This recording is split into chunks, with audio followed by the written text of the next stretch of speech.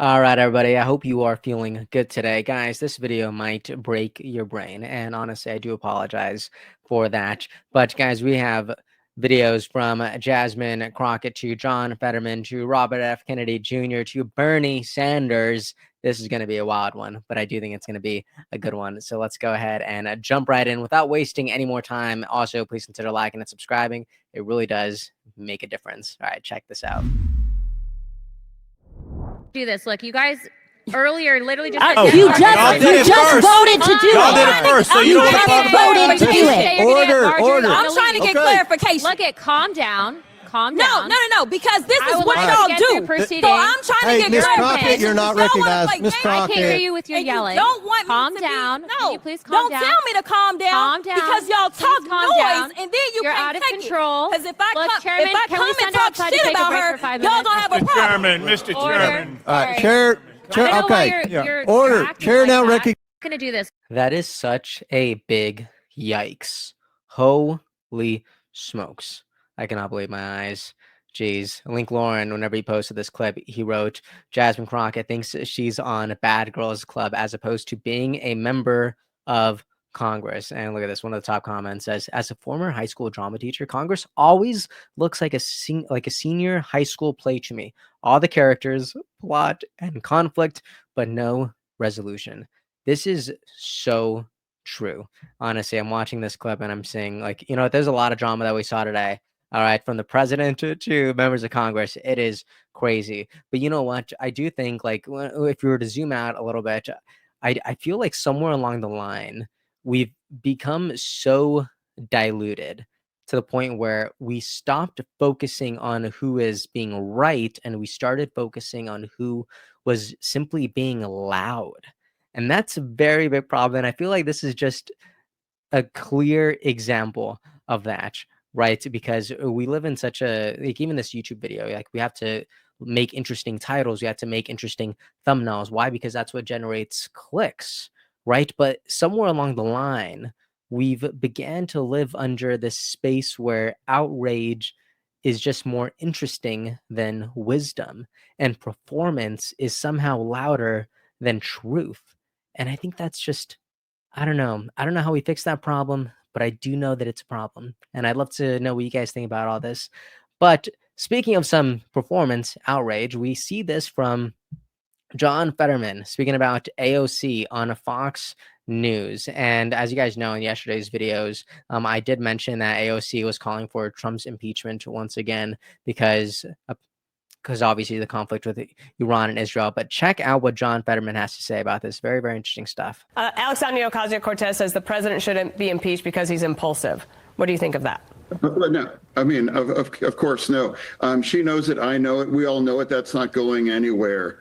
And, he's been impeached twice, and now he's still our president as well now, too. So it's not going anywhere, and I don't think that's helpful. And I think if you throw that term around, that actually diminishes what the severity of what impeachment is really reserved for.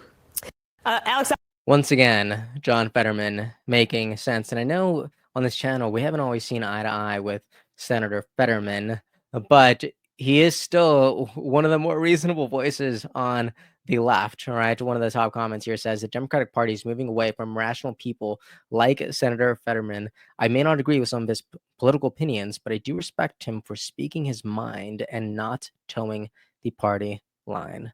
So good. I do agree with that. And look at this. Another top comment. It's a picture of him saying, when this is the sanest person in your party, you have problems. John Fetterman, he's dropped some pretty good bars this year. And I don't know if that completely makes up for some of the other areas that he kind of dropped the ball, but I do think there is a hope for this man. All right. Now, one of the bigger stories today was Secretary Kennedy was in front of Congress. So once again, and he dropped some big, beautiful truth bombs. All right. And here's a 3-minute clip, but every second it is absolutely worth it. Check it out. While our official budget statement outlines many priorities, I want to highlight a few. First, we will consolidate programs to better tackle mental health and addiction. These issues now rival chronic disease in their impact. HHS will aggressively combat the opioid crisis, especially the spread of synthetic drugs like fentanyl. We will empower state, local, and tribal leaders to create effective solutions. Second, we will address nutrition, physical activity, and healthy lifestyles. The president's budget requests $94 billion in discretionary funds to support these priorities, including the Administration for a Healthy America. AHA will oversee initiatives such as Prevention Innovation Program, which targets chronic disease and childhood obesity through access to nutrition service and physical activity and reducing dependence on medication. Third, we will equip FDA to expand its food safety efforts through research, regulation, inspection, and education, to remove harmful chemicals from food and packaging and explore how to close the generally recognized as safe with a grass loophole. Fourth, we will fund cutting-edge research at the NIH while cutting risky or non-essential studies. That includes ending gain-of-function experiments and research based upon radical gender ideology. At the CDC, we will return to core missions, tracking diseases, investigating outbreaks, and sustaining public health infrastructure while cutting waste. Fifth, we will eliminate DEI funding and redirect resources toward real poverty reduction. We will move beyond lip service to communities of color and take meaningful action to address their needs.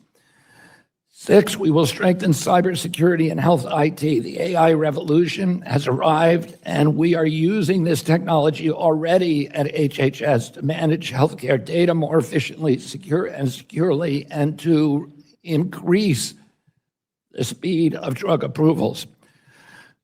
Finally, we will rebuild public trust that eroded through the years of industry capture, waste, and misplaced priorities. We will launch a new era of transparency and public service, creating an honest, science-driven HHS that answers to the president, to Congress, and to the American people. Wow. Are you kidding me? Guys, we talk about this all the time here. And the fact that RFK Jr. is bringing up tackling mental health front and center, this is amazing. Mental health, prioritizing nutrition and healthy lifestyle, cleaning up the U.S. food system. Why are we arguing about this? This is good. Please give me more of this. Speaking of cleaning up our food system, check out what I just saw from the food babe, Vanny Harry. Check this out. New law going into effect in Texas requires processed food companies to take over 40 chemicals out of their products in the next 1.5 years. ... Otherwise, they'll be labeled unfit for human consumption. Food companies will do anything to avoid that label. This will essentially force big food to stop poisoning Americans with ingredients they don't use in other countries. Again, the most baffling thing. They literally do not use these ingredients in other countries, but they're doing it to us. It's crazy. As RFK Jr. would say, he'd call all these things poison. I always say that whenever me and my wife are grocery shopping and we're looking at stuff and I'm like, poison. Every time we're thinking about, satisfying one of those terrible urges. But it is so true. But this is amazing for a couple reasons. I do think there's two big wins here. For one, we do get these terrible chemicals out of our food. But another win here, whenever we talk about policy like this, whenever it gets some actual public attention in a meaningful way, is we start to remember that food is truly supposed to not just satisfy our cravings, but it's also supposed to nourish us. It's supposed to make us healthier, not sicker. Like, this is the miracle that is food, and I don't think we should forget that ever. Also, one of the biggest stories that happened today, this is from President Trump. He dropped the F-bomb early this morning. All right, this was at like 7 a.m. at the White House, but this was insane. Check this out.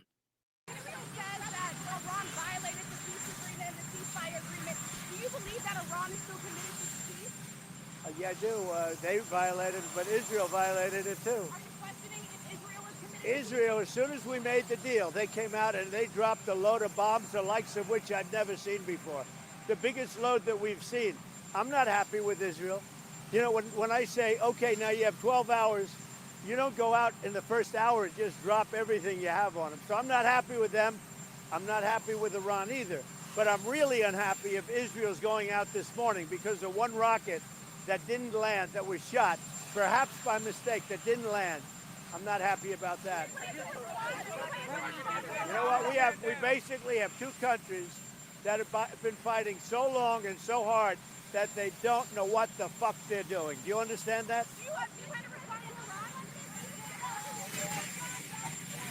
That was bonkers. If you ask me, this was like such a total dad move. Like, I don't know about you guys, but it's kind of like whenever I don't know if you guys grew up with parents who like used bad words ultimately, but whenever they do drop those kind of bombs, it's like that's whenever you really start shaking. That to me just says exactly how frustrated President Trump is in this moment and how completely disappointed he is at pretty much how shaky this ceasefire agreement was and ended up being, which is incredibly unfortunate. But hopefully better things are on the way. All right. Also, check this out. Another huge thing happened. Guys, Bernie Sanders was on Joe Rogan today, and I started watching the podcast, and I'm actually pretty excited. It's about 2 hours long. I'm going to watch the whole thing later, but I'm really excited about this. There was this one clip that actually went a little bit viral earlier, and it was Joe Rogan asking him, and this one person says that Bernie Sanders gets visibly uncomfortable as Joe Rogan compares his mental sharpness to Joe Biden's, because Rogan was asking if he's planning on running again. And I actually feel like Bernie gave a pretty adequate answer, but tell me what you think. Check this out. Are you going to run for president again? I am 83 years of age. That's what I'm saying. Yeah, well, I'm not sure the American people will be enthusiastic on somebody's 108. You're still very with it. Thank you. You are. Well, I mean, you're a couple years older than Biden. Yeah. Right? Think of that. Yeah. You could be off a lot worse. Yes. Yeah. All right. So, are you going to run for? Yeah. So this poster said that he got visibly uncomfortable after that. I don't know how true that is. I think he might have just been trying to recall the last subject matter or the last part of their conversation so they could kind of go back there. But I don't know. I do think Bernie Sanders is incredibly sharp. Like, say whatever you want about his political leanings, call him a socialist, whatever. I do think that he is incredibly functional and sharp, much more functional than President Biden was, especially in the last 2 years of his presidency. And, you know, the way that cognitive decline works and the way that people age at, between like 80 to 85, I do think, I don't know. A lot is up in the air. And we even have people like Robert F. Kennedy Jr. saying that, oh, I'm not sure if I'm going to go ahead and run again in 2028 because I just don't know how functional I will be at that age. And I do think that requires a lot of self-reflection. So personally, I like seeing the type of self-reflection from people like Robert F. Kennedy Jr. to Senator Bernie Sanders. I think this is good. And, the world would have been a much different place had President Biden engaged in that self-reflection as well whenever he was considering and ultimately decided to run again. But anyways, that is the video. Please let me know what you think about all this in the comment section. Tell me what you think about this. We jumped everywhere. I don't know when was the last time we jumped around this much in a video, but I do think a lot of interesting stuff happened today. I really wanted to talk about it, from Jasmine Crockett to John Fetterman on AOC to RFK Jr. in front of members of Congress, to Vanny Harry dropping some pretty awesome bombs in terms of what's happening in Texas, or what could be happening in Texas, to even some big verbal F-bombs from President Trump, and some pretty good moment between Bernie Sanders and Joe Rogan. But let me know what you think about all this in the comment section. If you like videos like this, please consider being part of the conversations in the future by commenting on this video, by liking, by subscribing. I think it's one of the best ways you could help me out. And yeah, I'm excited. I'm excited to be alive. I'm excited to have these conversations with you guys. And yeah, let's keep elevating them. All right. I'll see you guys next time, and have a really good day. All right. Episode's over. Already? Geez, that was fast. Well, they say beautiful things do not last forever, but feel free to watch and listen to another one of these episodes if you're interested in those conversations as well. Also, this next part is huge. Make sure to obliterate that like and subscribe button and turn on the notification bell so you never skip a beat. I also have a newsletter where we dive into the news, politics, and ideas that shape our future. If you're interested in signing up, I'd really appreciate that. Anyways, that's the end of this episode. Thank you so much for watching and listening, and I'll see you next time.